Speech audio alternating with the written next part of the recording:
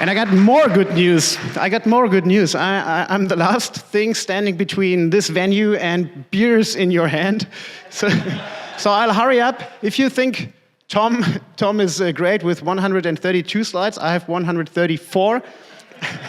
But I'll rush through it. And so the last remark, those who recognize this design from my talk 5 weeks ago, don't worry, it's not the same talk. I changed 5 or 6 slides, so don't worry, it's not going to be boring. That was actually a different talk, but anyway. So preparing presentations is a lot of work. This is why I was planning to talk more about beyond but so as it is, we might focus on service object only today because time is a limited unit, and you all know that from software development when you do your Scrum estimations, and so whatever. So service objects, they are abstractions in my opinion, and so the first question we should focus on is, what is abstraction? And this is really deep stuff, so I'm not gonna. I mean, I didn't read 5 books about abstractions and philosophy here, so let's. I mean, in my opinion, in programming, an abstraction is something that introduces something like a higher concept to tackle more concrete, low-level problems. And that the way it's doing this could be a higher level language. So Tom was talking about DSLs. Where is he? I can't see him. Oh, here, right in front of me. It's actually the first time I'm giving a talk, and you can see everyone's face because of the light. It's funny. It's very funny. An abstraction is giving you a generic solution or a generic language to solve more low-level problems. So when we program, we could be programming in ones and zeros, and you could do that for the rest of your life. You would still probably be writing great web software. It's just, it's a pain in the back. I'm not supposed to swear, according to Adrian. So it's a pain in the back to talk in one, like, hey Frank, have you seen that bug online? No, there's no line. Like 1100111110. So there's a bug, and then you have spent a lot of time of your day finding that position. So this is a very low-level abstraction to a CPU. So what people did is they introduced something called assembler. An assembler is an abstraction because you're not talking about 111011 and hey, can you find this problem in 111101? So they introduce lines and they introduce instructions. So you basically have, let's call it an API for binary code. Okay, so that is a very low-level example for abstractions. My favorite abstraction is CSS. So CSS is a language to tell the browser. I mean, maybe that's news to you. It's an abstraction to tell the browser, hey, this should be red, and this button, oh, I love this air conditioning, and this button should be green or something like that. I'm bad at assembler. I'm also bad at CSS. There's a lot of more things I'm bad at coming in this talk. So the abstraction here is you have some kind of programming language to define style. It's very awkward. And so in the basic CSS, you have something like tags, and then the tags you can give classes, and what else, like IDs and selectors, and you can add attributes and this kind of stuff. It's really interesting stuff. Every time I touch CSS for more than 30 seconds, I want to kill myself or someone else. So beautiful abstraction here is SCSS. That was introduced, I don't know, maybe 500 years ago, and so it brings more concepts, more progressive concepts to this abstraction layer. So it brings like nesting of classes, and it brings mix-ins, and I think you can also inherit and stuff. So I'm a lucky person because I barely have to work with CSS. I pay people to do that. I rather spend my money on that. So the way it works is you define with CSS, and then you can use those classes in your HTML, and it will look beautiful if you're good at CSS. And then someone else came and said, hey, this abstraction sucks, let's go back one step. We introduced, it's called Tailwind. I was working with Tailwind. I was working with Tailwind the last 3 weeks, stop laughing, it was not fun. So basically someone said, this abstraction sucks as CSS, we don't want that. We don't want to invent class names. I think that's the point of Tailwind. Here is a lot of utility classes, that's how they call it, and then you throw all those utility classes into the actual class attribute of HTML, and then it looks great. Again, it's amazing how you can do stuff look good. But here, basically, what they did is they took the very complex SCSS abstraction and went one step back. Am I not supposed to leave this rectangle? I feel trapped. So yeah, I mean, Tailwind, this is, so it's not, inventing an abstraction doesn't mean that you're inventing something perfect. So in 2 years, Tailwind will be out and someone else will come up with, I don't know, Headwind or something, because abstractions can change. It doesn't mean you have the perfect thing and everyone wants to use that particular language that you came up with. Okay, so an abstraction is always a balancing act. Yeah, you introduce a new language for developers, a higher level, hopefully, but you have to balance that with the learning curve, okay? So, for example, active record, in my opinion, is a great abstraction because I'm really bad at SQL as well, and I'm also bad at active record, but at least I can make it work by asking ChatGPT.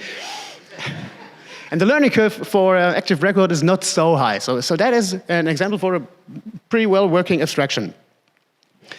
Okay, so coming back to the service object, it's an abstraction. It brings you, in best case, encapsulation, but that's only a side effect of your abstraction, of the language you're introducing. What is a service object? Why do we need service objects? What is the benefit? Why do we have better code with service objects? I want applause. This is AI generated, and it shows you... What does it show us? Tell me, what does it show? Business logic. we had to run it 5 times until it made unicorns, because it only generated normal horses. So we said, give us something with clockwork and business logic and horses. it was so much fun. This is called what is it called? Half Midway or something, Midjourney, the generator.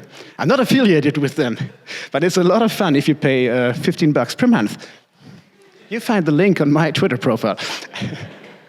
Okay, so service objects in my world cover everything business logic. So what is business logic?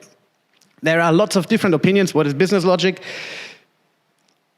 In our understanding, at least in the Rails world, business logic is everything that is happening after the... Stop looking at this code. This is just random crap I came up with. So this is like everything that is happening between the routing and the rendering of the result. Yeah, for example, you have something like authorizations, or am I allowed to, I don't know, create a memo or whatever I'm doing. Then you do some massaging on the input. You usually have to go through params and change the incoming data and stuff. That is business logic. You run validations. We learned lots about validation in Irina's talk, but that's a different kind of validation. So you're making sure there was such a bad joke and that people were laughing. So you make sure that the incoming data is sane, then you probably write data to the persistence layer. That's also business logic. And then you want to probably run something like a mailer, and you want to send out notifications to I don't know, admins of this whatever memos, wherever memos sit in a. So you want to run like callbacks and stuff after you did the meat of your logic, but it's still business logic. Everything you see here is business logic, except for the rendering, which is why it's commented. Okay, so those concepts, keep in mind, this is all business logic. This is not something like, this is framework or something. This is business logic, stuff you care about, because that's the main thing you do every day is writing business logic. And something that people often forget is that also control flow is also part of the business logic. Okay, so if my validation doesn't comply with my schema, for example, I'm not going to run the remaining code. I'm going to say, stop, this is the wrong data. So that's also business logic. And we do that manually in Rails, and it's beautiful. And business logic is not limited to controller actions. This could be something you run in a background job, in a sidekick worker. Business logic is also when you run, so when your application sucks and you don't have a function that does something like set user flag is admin to true. Yeah, if you want to give a user admin rights and you do it on the console, that's also business logic. So, but it usually implies that your application design sucks because that shouldn't be done manually. But we've all done it, and we've all been there. I see guilty faces. But hey, guilt is just an emotion. I wanted to prepare mentally for my talk, but then I was listening so closely to this beautiful mental health talk that I'm totally unprepared now, as you can tell. Running around in my square nervously. Okay, so basically what I am stating is every public function of your application, yeah? Save, draft, preview, publish, delete, those are all, we call them functions, public functions, and those should be covered by service objects. Whatever, and that could be a controller action, that could be a dedicated object, but public functions in your application are business code. And this is Arizona, right, Lauren? But there's no cactus. You said there's lots of cactus. All right, let's ride the railway, y'all. Okay, so how do we do business logic in Rails? Well, we have messy controller actions. Don't say that you don't do that. I know it, because everyone does it. And what people do is they move some parts to filters in controllers. The before filter, authorized, for example, could be in a before filter. And they also move a lot of stuff to callbacks in active record, because it gives you this beautiful, I'm trying to do quotes, this beautiful interface, so you can add some code to your active record model, and it will run this code magically. Sometimes it's run when it should be, sometimes it's not, so let's not go too deep here. And what people also do is they add their own service object versions, and they add small, tiny objects that do parts of your business logic in an encapsulated way. It's not wrong, it's not right, and those service objects might be triggered from the controller or from the active record model or whatever. So that's kind of the abstractions people do in Rails.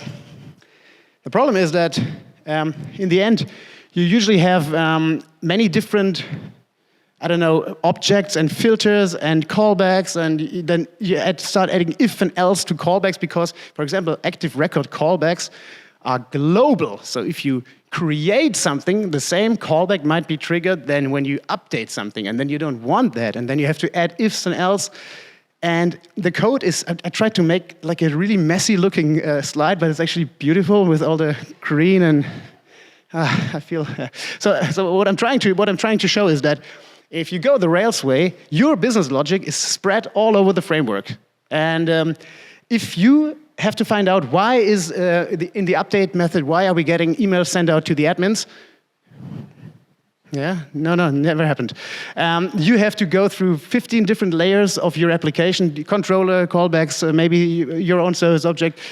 It's a nightmare, and it's really hard to debug, and it's also really hard to understand. So I don't really know why onboarding in Rails is so easy, because I'm struggling, and I've been doing software for more than 2 years. So anyway, I was not happy with the way the Rails way structures code. And just to show you where I'm coming from, this is why I have this epic backdrop from Denmark. This is me 15 years ago. I promised you, there will be me. I have no wrinkles. I don't know, I look weird. You can tell the photo is old because it's not even 4:3. It's I think it was from my first conference trip or something. And that was a time when I kind of started to develop my personal view of how software should be designed, or how Ruby and Rails software should be designed. And so my journey started with Sales. I couldn't find the Sales gem. I couldn't find the logo anymore. It was amazing. Some company did it for free for me. And it was like Sales, and then it said, enter some awesome slogan here, and we just left it like that because it was cool. So if anyone can find it, maybe not in the talk because you will break the Wi-Fi. So anyway, what Sales did was you have a UI, and a UI has certain elements that you want to reuse, like a navigation bar or a sidebar. So let's say I want to implement a navigation bar in Rails. So what I'm doing is in the controller layout. I'm calling render partial name, and I have to pass in variables that might be needed in that partial, but I don't really know what the partial needs.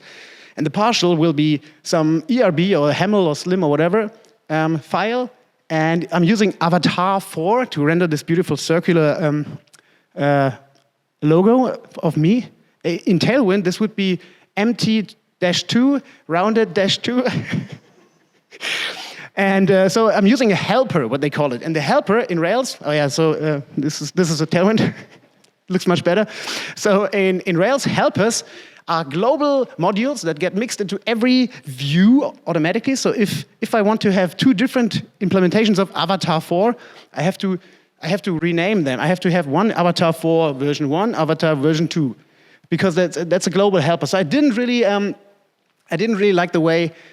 So again, so I want to have a standalone component and it's spread all over the framework. So I didn't really like that. So I asked people, hey, is there any way to have a standalone partial that doesn't know anything about the outer world? And I just say you render and it gives me back HTML, some object, some encapsulation. And it was like I'm asking for, I don't know, hey, give me $5,000. People were, what the hell are you talking about? This is perfect. Like the view layer in Rails is awesome. So that's like, I don't know, 2007, 8, 10. People were really intrigued by the way it works. We didn't need more encapsulation. I was really angry. I was frustrated. I was young. I learned to manage my frustration. So I was looking through the internet and I found a small gem. They didn't even exist, gem, the concept. It was just a script, Sales.rb, written by Ezra Zygmuntovich. He passed away, sadly. And it was exactly what I was looking for. So instead of rendering a partial that knows everything about the outer world and that might confuse helper methods with other helper methods and instance variables with other instance variables, I could basically say render a cell, render an object, and that call will literally just give me an HTML fragment. And that's what I wanted. I want to have encapsulation. And the cell was a class. People were crazy. What? You introduce a class that is not MVC? It's completely misunderstanding of what is MVC. So there's a class, and in that class you can say render navbar, and that gives me an HTML fragment. And if I use a helper in that view, so it's exactly like a small mini controller, basically. If I say avatar 4, that would call an instance method on my object. So, I mean, don't really worry. You don't have to understand this cycle here, but you see, this is a self-contained object. That object has only one reason it exists, to call the call method, and it will give me a fragment of HTML, and that's everything I wanted. So the beautiful thing was I could say render cell in a unit test, not in a functional test where I run 15 controllers, and it would give me HTML. And then I could use assert selector or whatever I'm using, RSpec. I like Minitest. I'm one of the 3 people in the world. DHH also likes Minitest. Oh, there's one more. 4, 5. Jesus. Oh. Should we all meet later and get drunk on Minitest? Okay, so the point was, so that's kind of where I'm coming from. I want an object that has only one public method. I call that public method, which is hidden behind render cell. And it gives me back whatever there is. And there's nothing else I can do with this object. So it gives me back HTML. I can test that HTML, done. And I can run that cell in 500 different applications. It will always do the same thing. So that's what I kind of wanted.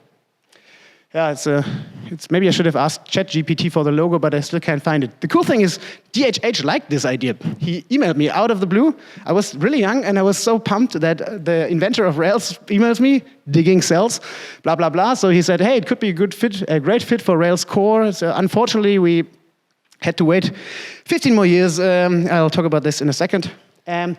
And even though DHH liked it, everyone else told me, you're nuts. On my blog, I used to blog a lot back then, and no one needs this, it's completely crazy. Like someone was mentioning that in their talk, people fear what they don't understand, and that was kind of what I hit. So I realized, okay, the Ruby community seems to be quite strongly opinionated. If you introduce new ideas, there might be anger and fear and rejection. So I learned to live with rejection.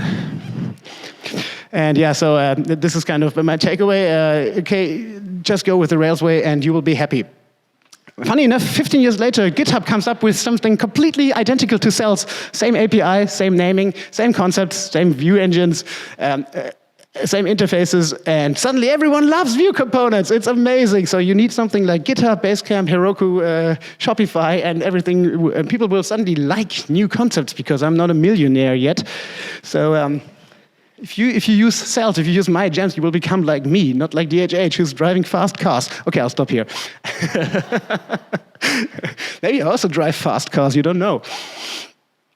I wanted to talk more about other gems, so you see my point, but I decided not to show it. If you're interested, I don't know, use ChatGPT and Google for it.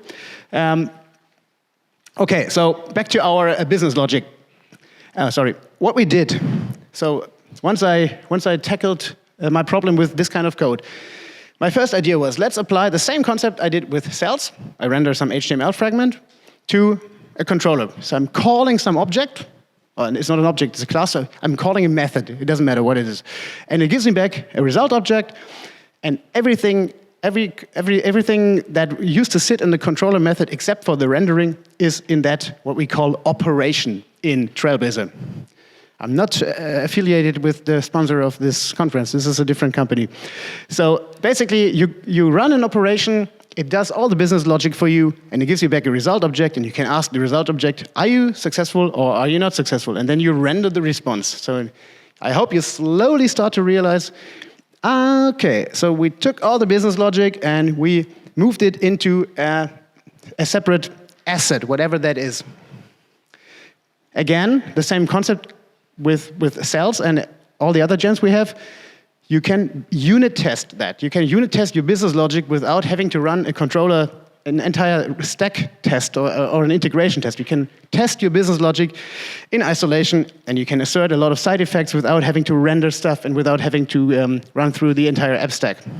You can also use operations on the terminal if you want to add, is admin true or something? That's another nice feature, but don't go there. Anyway, so what we did in Trailblazer, in the first version of Trailblazer, was I basically so I introduced that concept of operation, a class that encapsulated your business logic, and there was one method process. And in that method process, all the code was just moved. And that was already 100 times better than before, because this object was encapsulated. So you could run it in a unit test without knowing anything about the environment, and it would work, and you could test that. But it was still super messy. So for example, if you wanted to add something like, in this particular case, I don't want to send out a notification only, I also want to check my mail quota. I don't know what that means. I just had this idea and put it there. For example, when you're mailing, I don't know, when you're using SendGrid or something, I don't know if they even exist anymore, and you want to check before you send out an email if you still have enough free quota or something. So you want to add that, but only if you're admin and you're updating something. So adding some additional step in your business logic was a pain in the back. So people started yelling at me, Trailblazer sucks, you idiot, you have the wrong abstraction. There's no way we can easily add additional steps to our business logic because you made us move everything from the controller to an operation. So we gave them an abstraction. We gave them, hey, in Trailblazer 2, you have to change all your code, by the way, if you want to update. Or you pay us for doing it. So we introduced a new abstraction layer, a new DSL in this case, where we force people to structure their code into steps. And you can easily realize that those are the steps from the controller, validation, you save something to the database, you send an email, you mark a notification as sent, whatever. So that's basically the DSL we offer to operation users in Trailblazer 2.0. And if you want to add some new step, you can either add that by using the step DSL, or we have more advanced concepts, so you can use inheritance. For example, create with check inherits from create. And I can say add the check mail quota step after send email. So you can also use inheritance, and that's really nice. For example, that would be nice for Avo. If Avo was using Trailblazer for its business logic, and you want to add something after all the forms are checked, you could use that technique because it's built for extendability. I started writing a book while I was inventing this, and that was the worst choice I could make, because when you write a book about something you're still not sure is stable, you will have a nightmare because you will constantly change. What was that? You will constantly change the book because you change the API of, I don't know, operation, and then you change the API of reform, and then you have to change chapter 2 and 5. And fuck, it was such a nightmare. So, and the thing was, the book is still talking about the old Trailblazer, where we just moved everything from the controller to the process action, to the process method, sorry. Anyway, it sold pretty well in the beginning.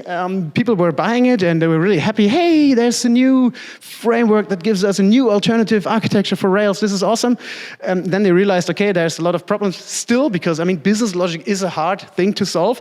And then they stopped they stopped reading it, and it doesn't matter. I still made some money with it, and I could buy a fast car, Renault Kangoo, used. Okay, so coming back to the way Trailblazer looks currently, is you have this operation, you structure your code into steps, and you invoke those steps by invoking the call method on the operation. I mean, this is a syntax detail. It could also be .process or something. You pass everything the operation needs to know into the invocation, and you get back a result object. And then you can ask the result object, are you successful or not? And I know everyone here is wondering, how does the operation know if something failed? And that's because we stole the railway pattern. Probably everyone in this room has already seen other gems or other talks about the railway pattern. So the mental model is you have a two-tracked railway. One is heading for success, one is heading for failure. And now I want you to look at this cinematic animation that I created. So in a happy path would be we just go to success, and if validate, for example, fails, you deviate to the failure track. This is some applause, come on. Hollywood. So you looked at this animation, you look at the DSL, you kind of instantly get the idea, all right, this is how the internal control flow is working. So Trailblazer basically takes away control flow for you. And in a step, you can say, I return either something true or something falsy, and that's how you signal to Trailblazer, I failed. So that's basically the idea of how you advise the automatic control flow. And the other concept, so we covered the control flow. The other concept is everything you want in this operation, in your steps, you have to pass from the outside, like params title nil. And then you can access params as a keyword argument. Again, a detail. I'm just trying to show you there's no magic params in the operation. You have to pass it into the operation when you call it, and you can access it as a keyword argument, and you can also write to a context object that is passed from step to step, and whatever you write in a step will be accessible to the successive or to the following steps. So that's kind of the idea how we pass around data. Yeah. So the idea is you pass around a context from step to step, and whoever writes to the context can add additional information that is, in the end, returned from the operation. So the result object is nothing but this context object that knows if it was successful or a failure. And that turned out to be a really nice, stable abstraction. People, I mean, it wasn't perfect, or it is not perfect, but people really started using it. The problem was the book was covering the old Trailblazer. And so lots of people still think Trailblazer, that's this weird thing that introduces a lot more classes than we had before, and we didn't win anything from it. And I'm sorry, but I could rewrite the book, but it's too much work, so I do TikTok instead. It's much faster. There's this new book by Vladimir Dementiev, a good friend of mine. We haven't seen him in a long time. Could be because some bald idiot who's ruining our world. But anyway, so we haven't seen him in a few years. He is talking about layered design for Rails applications. And in 2 entire pages, he covers the idea of service objects. I was a bit surprised, to be frank, that there could be a few more pages. But anyway, interactor and dry monads are his ideas, what you should use for service objects. It's very brief. I looked at them. He totally forgot to mention Trailblazer because we're not cool enough. We only have 2.5 million downloads, not 13 million. But I'm pretty sure that Dry Monads doesn't have 13 million users. It's because it's a dependency. I'm surprised that Interactor has 14 million downloads because let's look at them, but I didn't really understand what it helps. Maybe someone else can help me to understand it better after this talk. So when you look for dry monads as service objects, you will find lots of beautiful examples. There's a number, 51,000 results. Okay, that's not bad. Wait, but this is the wrong slide. Okay, so the way dry monads work is you have a class, and you include some module, it doesn't matter what, and then you have a call method, pretty similar to operation, and in that call method, you implement your control flow manually, and by using yield, dry monad automatically figures out, should I actually run validate, or did we fail? So they're using the same concept we do in Trailblazer with the railway pattern, but it's more mathematically and more functional, of course. Functional programming is the new shit. If you're not doing functional programming, what are you doing here? And in your steps, so it's very similar to Trailblazer, in your steps you can use success and failure to kind of signalize the control flow that something failed or was successful. It's pretty similar to Trailblazer. You also call that monad. I have tried to figure it out, is it monad, M-O-N-A-D? No one could tell me. But it's a functional concept. And did I tell you that functional? Okay, I stopped here. So you call that monad, and it will give you a result object, and the result object will tell you success or failure. They also built something they call tracing. So if something fails in that monad, it will tell you, for example, in line 27, validate failed. So that's, I mean, it's a nice attempt if you want to find out why your monad failed. I still have 10 minutes, right? And I thought you were looking at your watch. Like, fuck, man, hurry up. So what they give you is kind of an abstraction with a lot of encapsulation. But yeah, so the flow is very. As you have to build the control flow manually with this value equals yield, blah blah blah. It's very customizable. People say it's much easier to understand than Trailblazer, but I don't really, as soon as this gets a bit more complicated, well, it's easier to understand, apparently. They don't have a concept of nesting monads, so if you want to run a monad in a monad, you have to do it manually. I mean, it's definitely possible, but, and the tracing, I mean, telling you which line failed, it's cute, but if this is a complex service object, this will be really, it's not really feasible for bigger teams. It's actually, in my opinion, this is a bit too low level. I can understand why people like it because it's very customizable, but it's very low level abstraction. And with active, what was it called? Yeah, so here we are, active interaction, interactor, active interactor, and I think there's also interact and there's so many gems that are called like that, and they all do the same.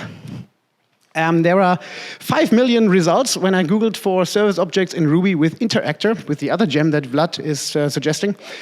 And they have, read that in the README, it says something like, if you use an interactor instead of business logic in your controller, that what we discussed earlier, your controller changes very little if you have to change business code. So basically, again, wow, the same idea in Interactor. The way they work is, again, you have a class, you include some funny module, you have a call method where you have to do the control flow manually, even more awkward than in dry monad. And then you have this, you have your step methods like setup, params, validate, where you have a context object where this allows you to access whatever you passed into the monad. And you can also signalize if something failed by saying context.fail. And you also call it. So basically we have 3 abstractions that are pretty much the same, like they have the same API, which is a good sign. So again, it's a necessary abstraction. I can see why people like this gem. And but again, they have very low level. They have no concept for nesting interactors. They have no tracing at all. I couldn't find it. It's super low level, so you even have to write if setup params is true, then you run validate, and if validate was true, so it's super low level. This will end up in a lot of code. And so I was, I had this idea like let's fix all those problems with a new gem. I'm the author. So basically, we're trying to. This is not a commercial advertisement show here, but like I've been focusing on business logic for the last 10 years or something, and we need better abstractions for business logic in Rails. And I feel like we don't have them. So we try to introduce all those problems.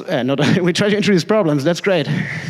No, we try to introduce those abstractions, those new features with this amazing framework. And again, so for example,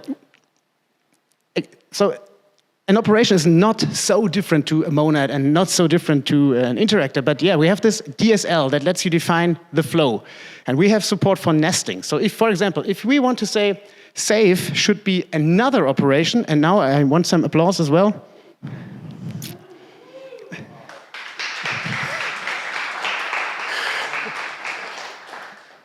We have this concept built into Trailblazer. So you can just say sub-process save. Save is another operation, and Trailblazer will automatically do routing and everything automatically. So you can nest complex operations, and people who use Trailblazer do that all the time. They have 20 levels of nesting because you need it. It's not, business logic is hard. If it's not hard, then you don't need a software developer to solve it. And then we have beautiful tracing. So if I run this nested operation, yeah, I just I just call the operation, I invoke the operation using what the fuck? What the fuck? Yes, what the fuck? And what it does is it will give you a trace on the terminal, so you can see how the flow ran in a beautiful, in the happy path case.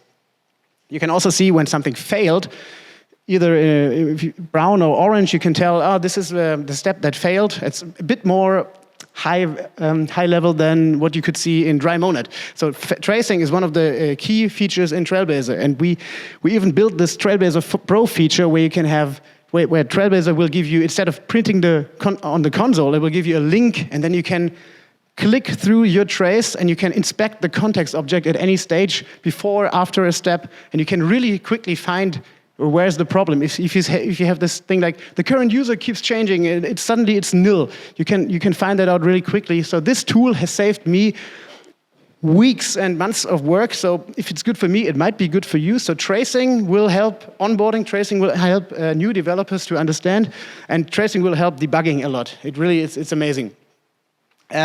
We also have this feature of if you want to go beyond the railway. Maybe that should have been the title of the talk. If you want to, for example, if you want to save to have 3 outcomes, success, failure, and database error, and the database error should go to a separate terminus, I mean, don't worry, you don't have to understand the implications of that, but you need that at some point. We have an DSL for that, so you can easily add additional wiring and going back to another step with the wiring API, as we call it. So that's built in. You don't have the linear railway. You can do any kind of graph you want. So those were the things we focused on in Trailblazer. We wanted to give an abstraction that helps you structure and run your business logic. And then we went one step further, and that was actually the topic I wanted to talk more in this talk, but yeah, again, time is very limited. So what we did, what we're doing currently is we use BPMN, the business process modeling notation, for modeling long-running processes. Yeah? So this is basically a state machine. And so you see, like, this is a block moderation workflow. So you create the blog post, and you can update it. Then you can notify the editor to approve or reject it. Then the editor approves it. But they can only approve it if we are in this state. And then after the approval, and only after the approval, you can delete it. I mean, that doesn't make sense, but it's a really simple example. And what you do, so Trailblazer takes care of the control flow. You don't have to ask, are you ready to be deleted? So what you do only is, you still have controller actions, but the controller actions, they simply say, hey, state machine, trigger the delete event. And then Trailblazer will look, is the blog post in this kind of state? Can we run the next operation, or whatever that is? So every box here is an operation, or any kind of callable code. So Trailblazer will basically take care of that. So you don't have to take care of control flow management yourself. So that is something I'm really looking forward to work on. Actually, I wanted to talk more about this, but this is my when I hit Alt Tab to switch between windows. This is my current mental state. Yeah, laugh. You can laugh about it. It's horrible. So once I'm through all those first 12 sublimes and have fixed all the bugs, I can finally come back to building workflows. So I'm looking for help. We are looking for help on Trailblazer. Maybe if you want to come talk to us. And because we work on service objects are an amazing abstraction for your business code. Please consider it. You don't have to rewrite your entire application. You can take an existing action in a controller action or a messy model and start with one controller action, or you can introduce it in a new controller action and play with the operation way. And if you like it, you can add that slowly to your application. We are a non-intrusive framework, and we can handle your legacy. You find more information about www.trailblazer.to. Thank you. You were a wonderful audience.